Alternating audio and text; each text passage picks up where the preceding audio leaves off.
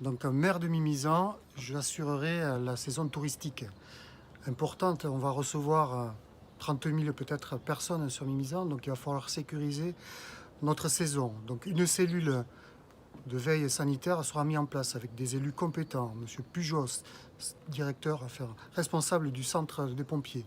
Madame Delest, qui est cardiologue. On travaillera avec, bien sûr, la maison de santé, le département, le SDIS, et aussi les services de l'État qui ont, eux, le rôle de coordinateur de toute action qui devra être menée sur Mimizan par rapport au Covid. Deuxième action, c'est faire en sorte que notre saison touristique se passe dans les meilleures conditions.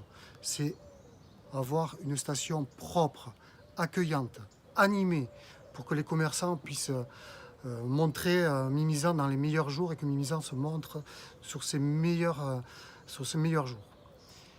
Troisième, ça va être de soutenir les commerçants et les associations. Donc les commerçants, on a commencé à les soutenir avec un vote unanime sur l'exonération des taxes sur les terrasses. Il faut aller plus loin. Nous proposons, M. Bourdinx l'a refusé, mais nous proposons de mettre en place des bons d'achat pour les familles qui puissent réaliser leurs achats dans les commerces mimizanais.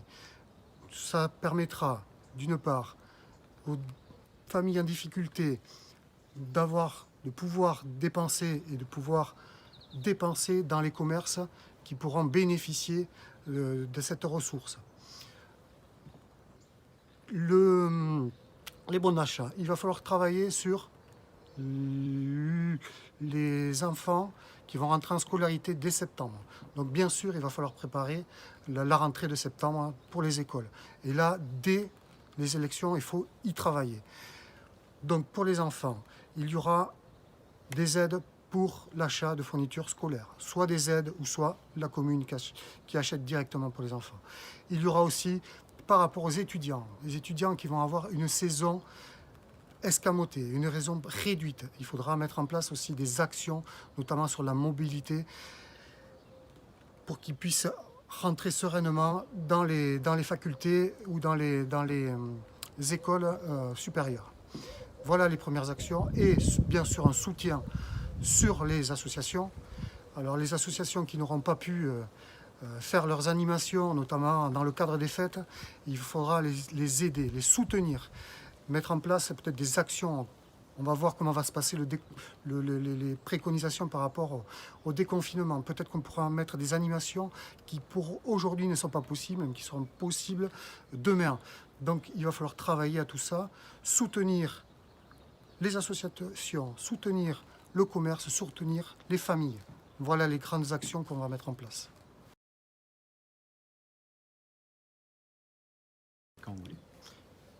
Le parc d'hiver, bon, vous savez très bien que nous sommes opposés au projet qui est proposé par la majorité actuelle, qui fait fi des besoins des Mimizanais et qui est là que pour les promoteurs, des intérêts privés. Donc nous, ce qu'on a décidé, ce qu'on va faire, c'est arrêter ce projet. Plus de ZAC au parc d'hiver.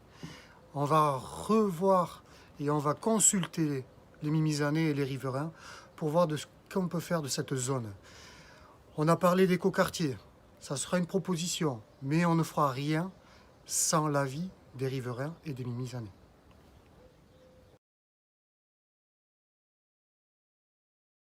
J'ai reçu toutes les associations, je les ai écoutées, j'ai vu le besoin vraiment de réhabiliter tous les équipements sportifs de la Plaine des Sports.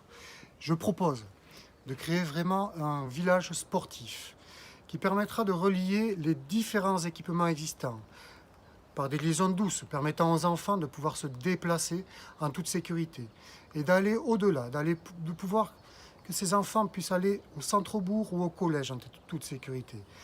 Je veux des équipements nouveaux, un préau sportif qui va permettre de dégager des créneaux horaires pour les baskets, pour les associations de basket, handball, où les enfants sont actuellement sur des créneaux à 10 h le soir. C'est indécent. Je veux refaire des vestiaires, parce que nous avons des clubs féminins qui sont sur des vestiaires hommes. Il faut revoir tout ça. Donc je propose vraiment de recréer un village sportif, d'avoir au milieu de ce village une salle de réception qui pourra fédérer l'ensemble des associations et recevoir les équipes adverses et nos jeunes sportifs dans de bonnes conditions.